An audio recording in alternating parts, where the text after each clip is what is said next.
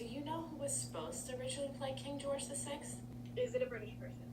Yes. They only have like 7 actors, so let me think. Hello everyone, and welcome to our series Best Motion Picture 2010. I'm Maddie. And I'm Anna. And today we're going to be talking about our next two movies and our discussion of the Best Motion Picture 2010, The King's Speech, and one of the worst movies of that same year, Night and Day. Night and Day. I figured we'd start with Night and Day first, but I didn't know how you felt. We're like always on the same page, LOL. Okay.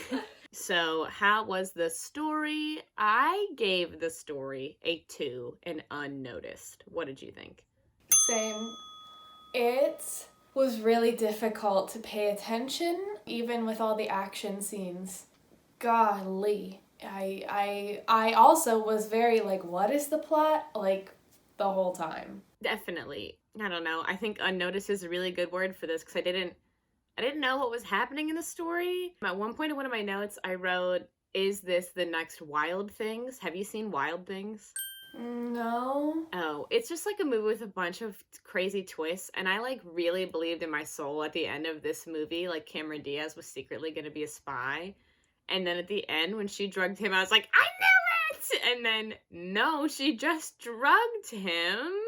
I, like, enjoyed watching Cameron Diaz and Tom Cruise, but, like, there really was not a lot to this. A lot of reviews I read said it was lazy and undeveloped, and I think that's really on the nose here. Yeah, no, see, I think, and maybe this is something we'll get into with the art, but, like, I put Cameron Diaz was criminally underused in this. Just knowing her past filmography, most notably Charlie's Angels, where she is like a secret agent. Yeah. I was just like, what are they doing? And same with even Tom Cruise, like the Mission Impossibles. Like, this was so D-, like D+ of a spy movie. I don't know. To have those names attached, I was like, dang, it was not good. Maybe getting on to like the art or the direction or the everything else. I gave it a 3. I gave it a fair. Okay. But it was kind of bad CGI. I thought the CGI was terrible. Yeah. Terrible. I mean, I get like if they didn't want to put that in the budget because they did have a huge budget they had to spend on their stars. Tom Cruise took a lot less money than he normally did because he wanted to do this. I read allegedly he put a lot of his own like Tom Cruise spin to this because he wanted to do another spy movie that he felt was just enough different from a Mission Impossible. And I guess he picked this. He dropped The Tourist to do this. I agree. They were really underutilized because I think that these characters were written so poorly. There was not enough to them. And I think if there was more to them, Cameron Diaz would have been absolutely amazing. Oh, the action scenes, some of them were like a bit too long. Like there was just, I was like, yes. Okay, move to the next thing. Oh, and then they would move to the next thing because they would drug June and take her away. And I was like, Jesus. That was like so weird. So many transitions where she was drugged, or he like knocked her out with a fault. What's it called? Tranquilizer dart? Oh, the Spock group. Yeah. Loop. I was like, I almost said Falcon Punch. Falcon Punch! That is very funny to me.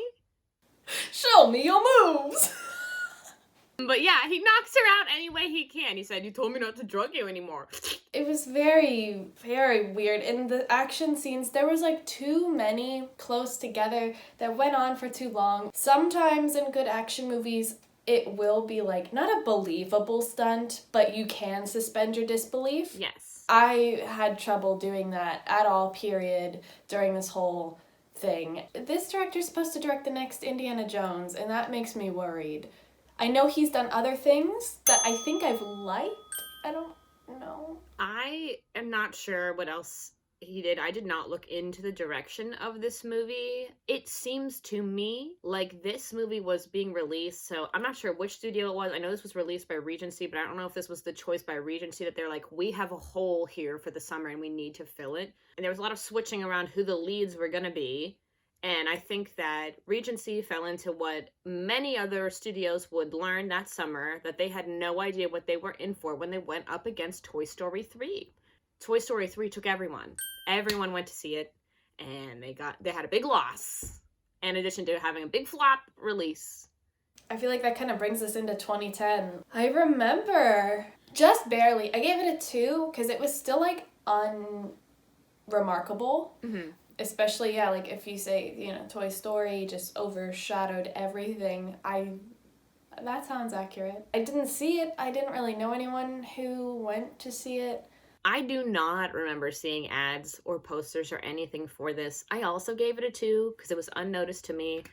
Apparently they did a lot to try and sell it. They even released it on a Wednesday so that way it would have a bigger opening weekend because they knew from like certain screenings and stuff that like people did not like it and it wasn't going to do well. They tried to do some campaign with a viral video. You could get a free extended scene on iTunes to be able to watch it. And they tried to pump a lot for advertising and it's like, that's crazy because I don't remember it at all. This movie did eventually make back most of its money, but it's still just like, that's to this day and it's been 10 years. I gave it a 2. We gave it a 2. Unnoticed. Not a great movie in its time period.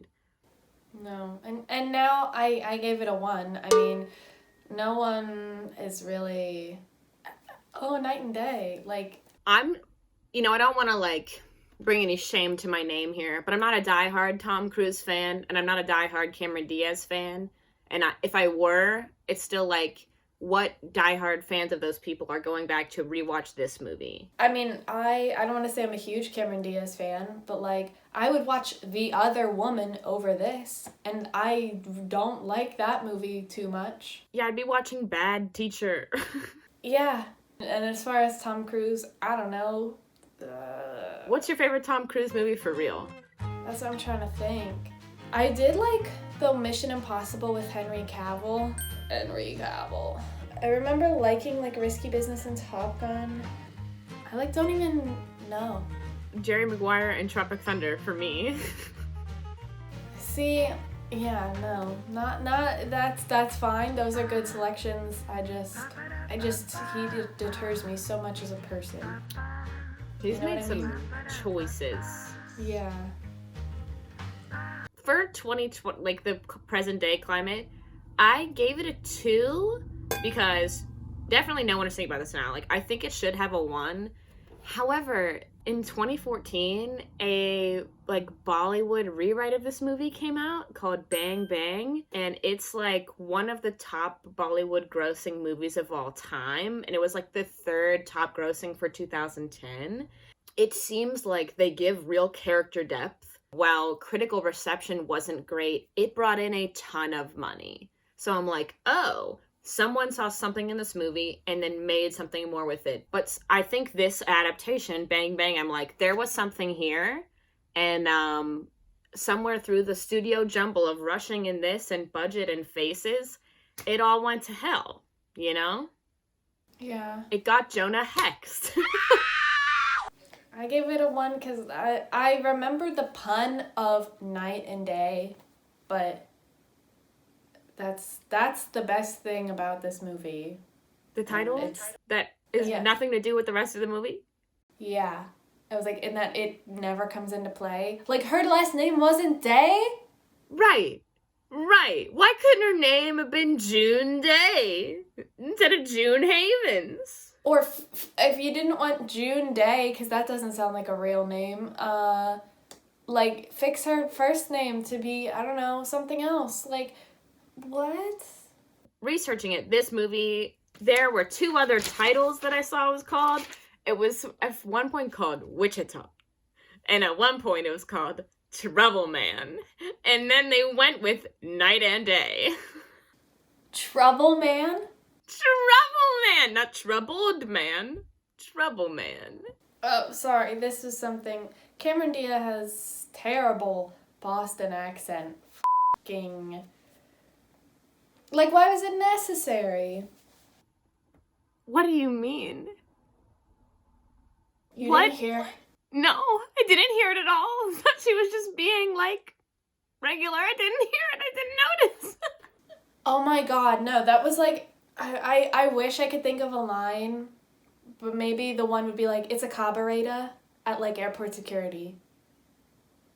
I literally Didn't hear it at all. It was a bad accent, and it would go in and out. There were some scenes completely, like, it was not there, and it was just Cameron Diaz. But then sometimes I was like, why is her fake-ass Boston accent here? So was it like Lizzie Olsen Civil War bad? Yeah,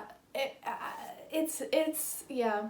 Also, they were on the plane for, like, 20 minutes. There's no way they flew from Kansas to Boston in, like, 20 minutes and crashed it in a cornfield in Boston. Unless that was supposed to be outside of, like, Kansas, and then he just got her to Boston somehow else. Drugged her and helicoptered her away. I bet you he did. And then he had time to write all them Post-it notes. Let's just move on to marginalized persons. Yes. I gave a 2. Same. Definitely room for improvement. Gal Gadot. Viola Davis is also in this. She is in this. She has a few lines. She's a name. But other than that... Right. There's no gay stuff. Truly barely any people of color. What made it to the screen is like that. When this movie was originally called... I don't know what it was originally called. When this movie was under the title Wichita, it was supposed to be Eva Mendes and Chris Tucker. That would have been completely different cast of 2 people who are not white people. Their roles wouldn't have been different because I don't think the writing really changed stage to stage. Both of them dropped the film at one point, and then slowly they got Cameron Diaz, and then Tom Cruise was like, I'll do this picture. This was originally going to be a different movie, different title, with different leads of maybe not Tom Cruise, Cameron Diaz. Like, if this movie came out in 2002 and it was still this bad, people would have been like, Tom Cruise and Cameron Diaz! I don't know. I feel like Ava Mendes and Chris Tucker would be bringing the same amount of people to the screen as Cameron Diaz and Tom Cruise did at this point in time. Right. Well, it ended up this way. Right. So, room for improvement. Manson Family Disclosure, I said no. Yeah, none. Let's move on to the Best Picture winner of 2011. Yeah. The King's Speech. What did you give for the story? So, at first I was going to give it a 4, and then when I started learning about this movie, I'm giving it a 5. It was a great story and a cute story, and it was compelling. I'm a little bit bored of World War II, and I'm not into period pieces. I'm not into things that are inherently British. So at first I was like, blah, blah, blah. I don't want to rewatch this, whatever. But it was good. I extended it to 5 because screenwriter David Siegler has a speech impediment. So, like, this is a very meaningful story to him. So I'm like, oh, this is someone telling their story in a period of history. So I'm like, you know what? That's cute. So I bumped it to a 5. I gave it a 4 because I knew the general premise, but then upon actually watching it, there was more layers and depth to, like, their friendship and the conflicts of, I didn't realize, because I'm not British, I guess, like, the royal family that if her uncle didn't step down, like, we wouldn't have Queen Elizabeth right now, like, that, I was like, wait, what? So then there was that whole struggle of, like, he accepting himself as a king. I gave it still, like, just a good grade, a 4. Right. For me, other things is what made it a cut above the rest. Philip Pelusi, I don't know. Yeah, I'm not, like, someone who's, like, into the royal family either. So, like, this wasn't as compelling to me as it could have been. That's why I think I gave it a 4. Not that I'm related or anything to, like, Johnny Cash, but say, like, Walk the Line, 2005 Best Picture winner, ? Like, that movie, I felt so much more of a personal connection to, for whatever reason, than, say, this movie. Like, again, I'm not related or connected to, like, Johnny Cash, just like I'm not to the royal family, but I don't know if it's the American thing. I don't know if it's... I know not every British person is obsessed with the royal family either. I understand what you're trying to say. This was an extremely British movie. I get what you mean. It's like, if I were to pick the movie that I feel like most personally connected to and, like, felt like a weird identifying thing, it was like, right now I would say, like, The Social Network compelled me so much more, and Toy Story compelled me so much more. I also thought about The Social Network while watching this movie, and I was like, are we going to I don't think we're gonna say that this is the best motion picture of 2010. I don't think so either. I know I gave it some pretty high scores, but like, if the series about time and representation, it will not be this one. Right. The part of the story that really did make me go like, oh my god, was the part of the story where his nanny mistreated him, and just, I guess, how the stutter, Jeffrey Rush's character was trying to get at. The stutter is not just your brain not moving your mouth. It's your anxiety. It's your past trauma. It's more than literally your muscles. It's more psychological. I will talk about the actors if we want to move on to the art. Dumbledore being the king. Yeah.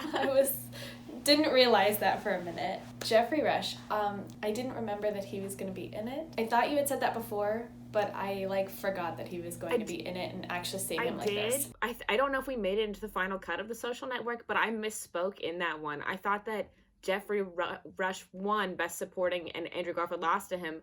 No, that was the Golden Globes. And Christian Bale won Best Supporting Actor, which I completely stand by.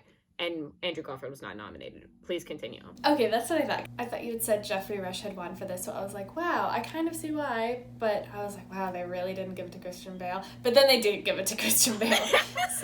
But Jeffrey Rush in this. Okay, so this is where I'm like, wow, I'm really gonna show that I'm a baby. I was like, that's Barbossa. That's Captain Barbossa. I know he's had a career for decades, but I'm like, that's Captain Barbossa. Even sometimes, like, when he's playing with his kids, I was like, that's Captain Barbossa's voice. Just seeing him as a regular man, which I know he's a regular man, but just seeing him as a non-pirate. A non-skeletal cursed pirate. Yeah. Mutineer? I just put Jeffrey Rush, phenomenal. I really liked the characterization of Lionel Logue and what he brought to the character and the friendship, and I guess he was Australian, quote, quote, quote, but he wasn't a stiff British man from the 1930s, and that's what we see in period pieces. Stiff. Keyword. One of the things I noticed about the acting in this, so much physical commitment. The physical embodiment they did for Colin Firth to like be Birdie and be stuck up and anxious and tight all the time. Wow, this is really good. It was like, I don't know, I think the best physical acting I've ever seen in my life is Leonardo DiCaprio in The Wolf of Wall Street trying to walk down the stairs. But this was excellent to see a nuance in the physical ability level. It was wonderful. It was great, I thought, acting, and I really liked the set pieces and the decorations and the costuming, and it was all just, it was all fabulous and decadent, or when it was supposed to be the Royals, and then when it's like at Logue's, it's like almost decrepit. Yes. I also thought it was interesting, but I liked it choice. A lot of times the framing of the scene, instead of giving the headspace in the front, it gave them headspace and framing in the back, which, like, Mr. Robot meme. I really liked that. That's my favorite thing about Tom Hooper. He's like one of my favorite directors, and it's because he uses so much of the lower third. Obviously, like, this is his and he does it a lot, but like Les Mis, there's so many scenes like that too that I was just like, as a burgeoning teen, that really compelled me. I really love his style. I love Tom Hooper. Did you see Cats? Fuck no. What do you think of the soundtrack? I think they won an Academy Award for the score. If they didn't win the Golden Globe for the score, what did you think?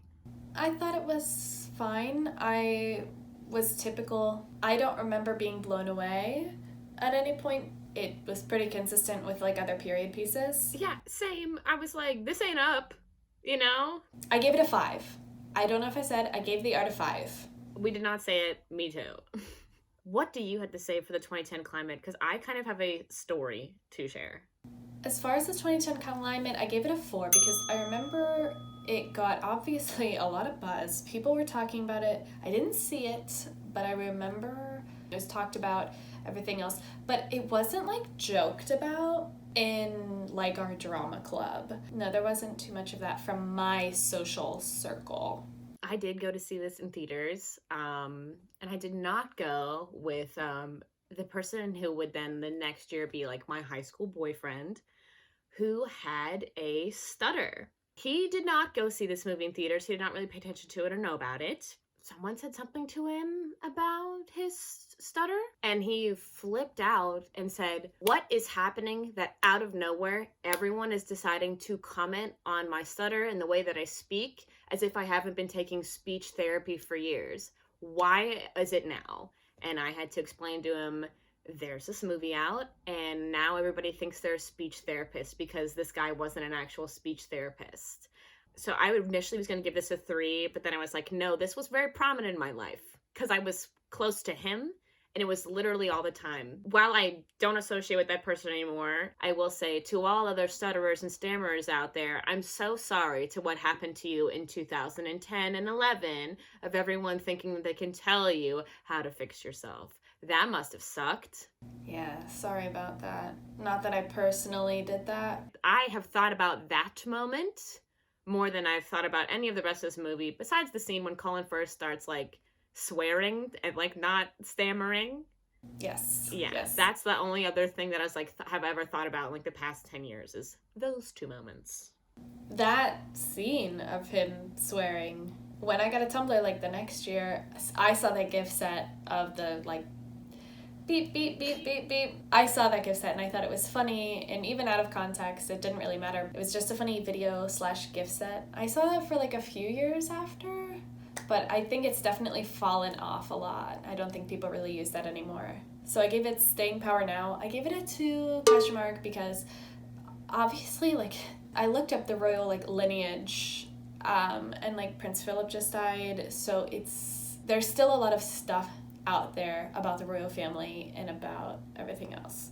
I didn't even look up his coronation. This is just what came up when I googled him, and it was Queen Elizabeth. When she was like 12 at the coronation, her dad made her write a review of the coronation so she would remember it. It was kind of cute, but also I was like, what is this article? It was talking like Dad looked really cool, and this happened, and then it was just prayers, and that was really boring. And then it was like, me and Granny kept looking at each other, and we were like, when is this shit gonna be over? And it was really funny. God bless the Queen. But I was like, okay, no one's like talking about her dad. No one's talking about Queen Elizabeth's dad right now because she's like almost 100.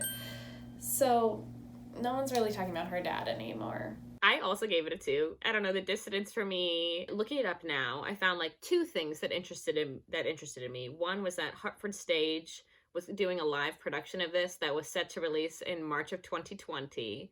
So, like, that didn't happen. I don't know what the staying power is in the United Kingdom because I don't know if you know this, but I'm not British.